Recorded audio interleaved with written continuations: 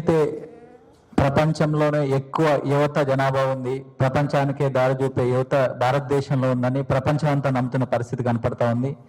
అనేక కంపెనీలకి, టెక్ కంపెనీలకు కూడా సీఈఓలు ఈరోజు మన భారతదేశం నుంచి ఉన్న పరిస్థితి కనపడతా ఉంది. సంస్కృతి, సంప్రదాయాలు, ఆచార వ్యవహారాలు భారతదేశం గొప్పదని కూడా ప్రపంచం భావిస్తున్న సందర్భంలో మన దేశపు యువత డ్రగ్స్ పేరుతో చెరుగారి పట్టిన పరిస్థితి కనపడతా ఉంది. దీనికి చాలా కారణాలు ఉన్నాయి. దానికి సంబంధించిన ఈ రోజున నేను ఒక అడ్వకేట్గా ఉండి ఈ రోజున కోర్టులలో కేసులు చూస్తా ఉన్నా కూడా ఎక్కువ డ్రగ్స్కి సంబంధించిన కేసులు వస్తూ ఉన్నాయి.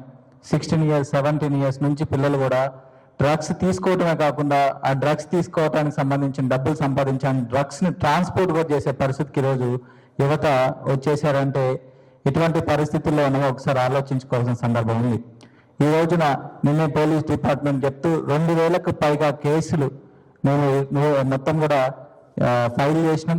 4500కు పైగా మందిని నిందితులను మేము ఈ కేసులలో బుక్ చేసినామని పోలీసులు చెప్తుంటే రోజు రోజుకి పెరుగుతున్న డ్రగ్స్ ఏ విధంగా సమాజంలో పెరుగుతుందో మనకు అర్థమవుతా ఉంది.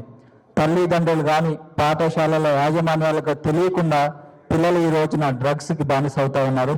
ఈరోజు మేము హృదయం ఫౌండేషన్ తరఫున ప్రెసిడెంట్ మధుకర్ యాదవ్ గారు మేమంతా కూర్చుని ఏం చేయాలి, నువ్వే రాబోతుంది, మనం ఎలా చేయాలి, ఏం చేయాలనుకున్నప్పుడు ఇంతకన్నా గొప్ప కార్యక్రమం ఏముంటుందని మేము ఆలోచించడం జరిగింది. యువతే ఈ యొక్క దేశానికి ఒక సంపద. అలాంటి యువత చెడిపోతున్నప్పుడు చేయాలనే ఆలోచనతో మేము కూర్చుని అందరినీ కలుపుకెళ్ళి ఈ రోజున యొక్క డ్రగ్స్ని నివారించాలి, డ్రగ్స్ మీద కాదు మన భవిష్యత్తు మీద, అదేవిధంగా అన్నిటి మీద దృష్టి పెట్టాలని యొక్క చైతన్యం తీసుకురావాలని వాళ్ళలో, అదే స్కూల్స్లో, కాలేజెస్లో పిల్లలకు కానీ లేకపోతే పేరెంట్స్కి సంబంధించి కానీ ఇట్లా డ్రగ్స్ వాళ్ళు చేరిపోతున్న చైతన్యం తీసుకురావాలని ఈ యొక్క రన్ నిర్వహించుకోవడం జరుగుతూ ఉంది.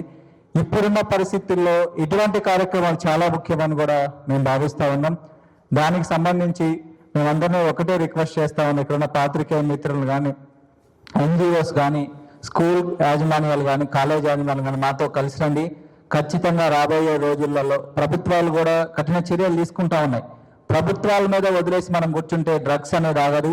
మనలో చైతన్యం రావాలి, సమాజంలో చైతన్యం రావాలి. పేరెంట్స్, అదేవిధంగా స్కూల్ కాలేజ్ యాజమాన్యాలలో కూడా దాని మీద మనం అవేర్నెస్ క్రియేట్ చేయాలి. ఎందుకంటే పిల్లలకి తెలియదు, అరెస్ట్ అయ్యి వాళ్ళు రిమాండ్కి వెళ్ళిన తర్వాత మనకు చెప్తా ఉన్నారు ఏంటంత క్రైమ్ అనే విషయం కూడా తెలియదు. ఏదో డ్రగ్స్ తీసుకోవటం, గంజాయి తీసుకోవటం అనేది, సిగరెట్ తీసుకోవటం, తాగే అంత చిన్న విషయంగా వాళ్ళకి మారిపోయింది. వాళ్ళలో మనం చైతన్యం తీసుకురావాలని ఆ కార్యక్రమాన్ని అందరూ మాకు సహకరించి మనం అందరం కూడా డ్రగ్స్ లేని సమాజాన్ని నిర్మించడానికి ఒక నూతన సంవత్సరంలో ఒక మంచి కార్యక్రమం ద్వారా ఈరోజు ముందుకు వెళ్దామని తెలియజేస్తూ మాకు సహకరిస్తున్న అందరి యొక్క ధన్యవాదాలు తెలియజేస్తూ ఈ కార్యక్రమాన్ని విజయవంతం చేయాలని మిమ్మల్ని అందరినీ కోరుకుంటా ఉన్నాం.